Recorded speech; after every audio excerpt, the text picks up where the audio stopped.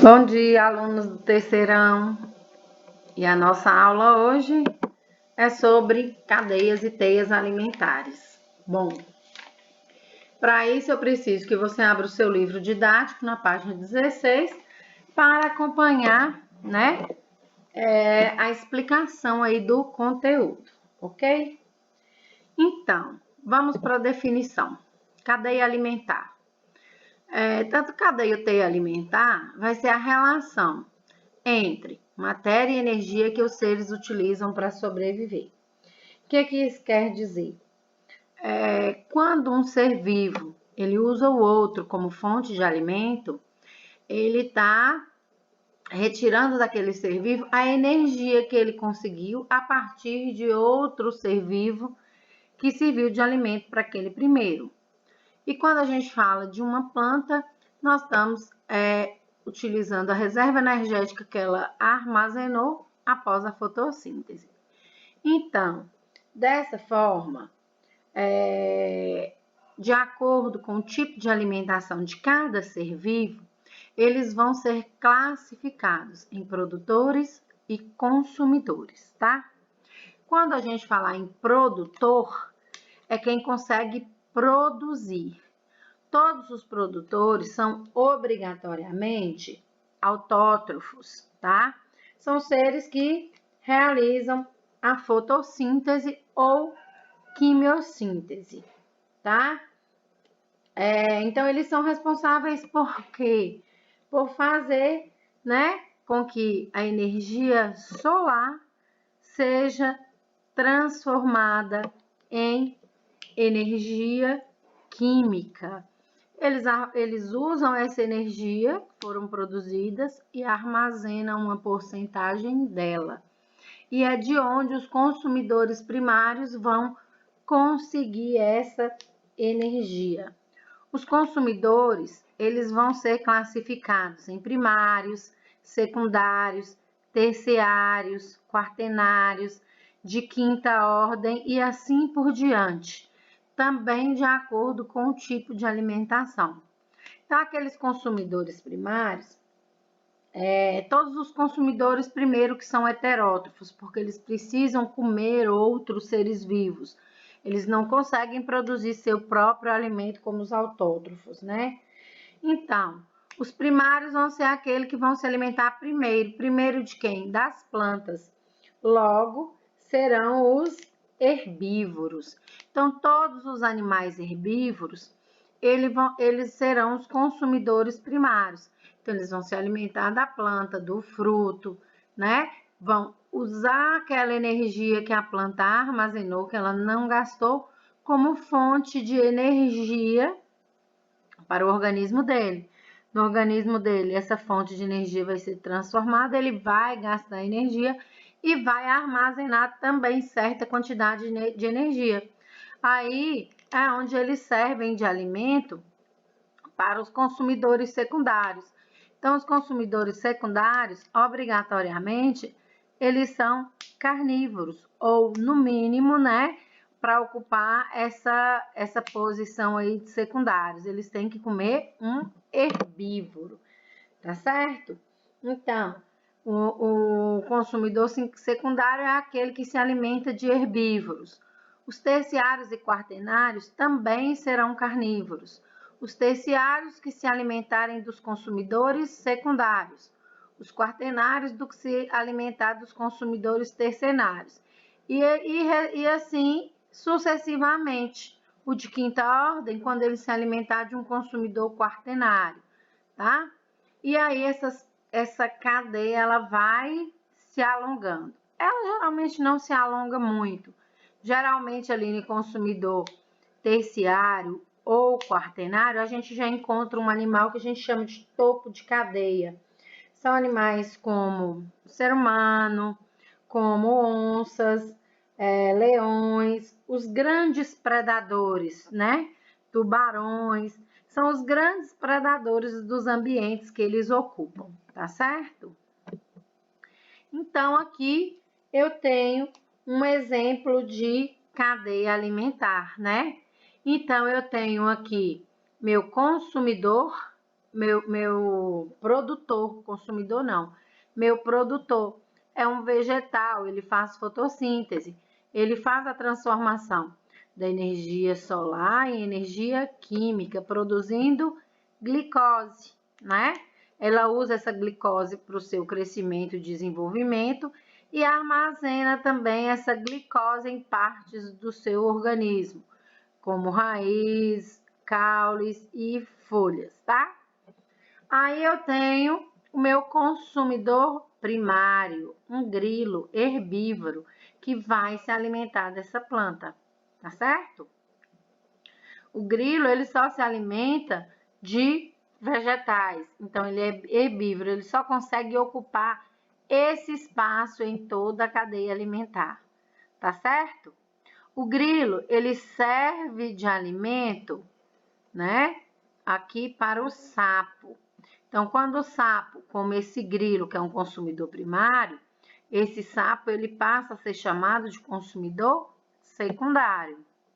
A cobra, quando se alimenta do sapo, vai ser o consumidor terciário.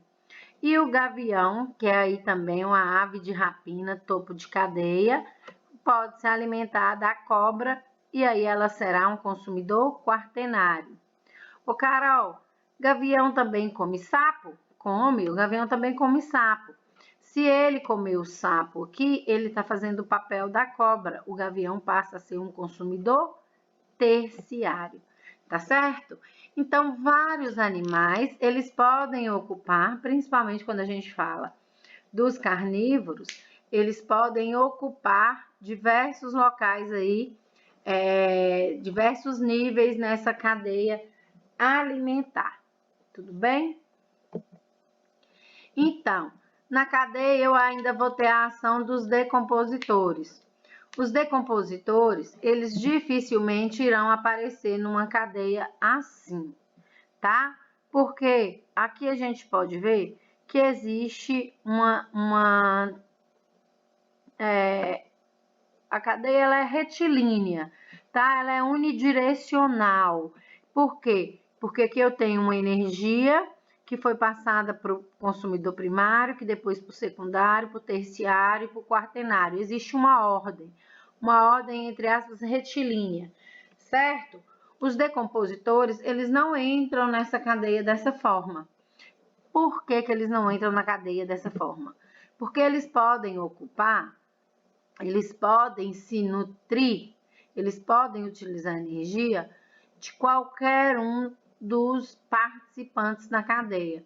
Aqui eu tenho uma cadeia alimentar com 3 membros: planta, produtor, gafanhoto, consumidor primário e sapo, consumidor secundário. Quando a planta morre, ela vai sofrer a ação dos decompositores. Os decompositores eles só vão agir quando o ser que faz parte daquela cadeia, ele morrer. O decompositor só vai agir no gafanhoto se ele morrer. Os decompositores só vão agir no sapo se ele morrer.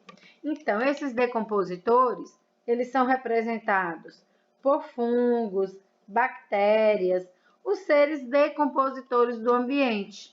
Eles podem agir em qualquer nível trófico da cadeia, fazendo principalmente a reciclagem da matéria orgânica, ou seja, eles vão degradar os organismos mortos, fazendo com que os nutrientes e as substâncias presentes no corpo desses seres fiquem disponíveis no ambiente para que as plantas usem esses nutrientes para produzir, né, seu próprio alimento, para fazer a síntese da glicose, utilizando a luz solar, tá?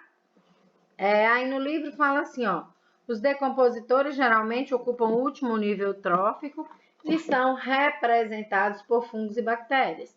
Só que, geralmente, a gente vai ver essa representação não como o último aqui no final, mas o último aqui embaixo e com as setinhas apontando para ele. Sobre essas setas, toda cadeia alimentar, toda teia alimentar, ela só pode ser representada por setas, como a gente vê aqui, ó, tá?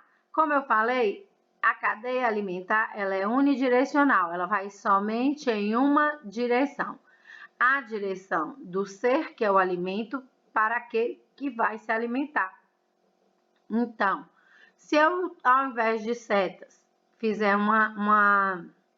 escrever vegetal, vírgula, grilo, vírgula, sapo, vírgula, cobra, vírgula, gavião, eu não estou fazendo uma cadeia alimentar.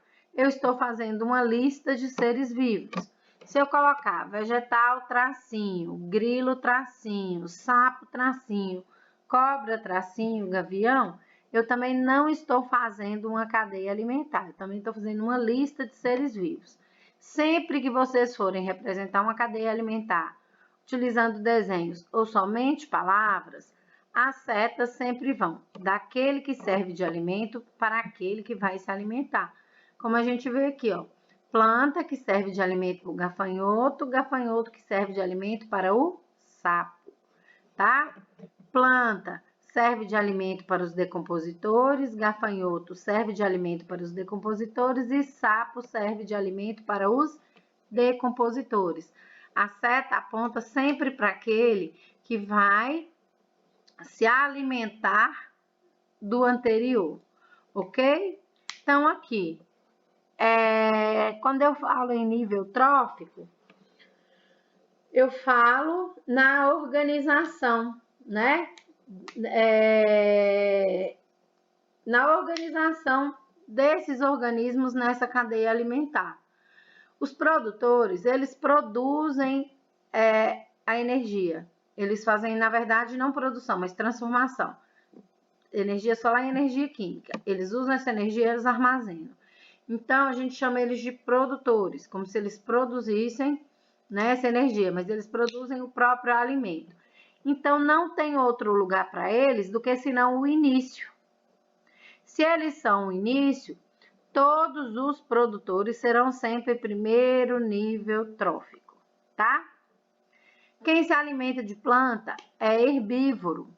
O herbívoro, então, vai ocupar o segundo nível trófico sempre. Consumidor primário, segundo nível trófico.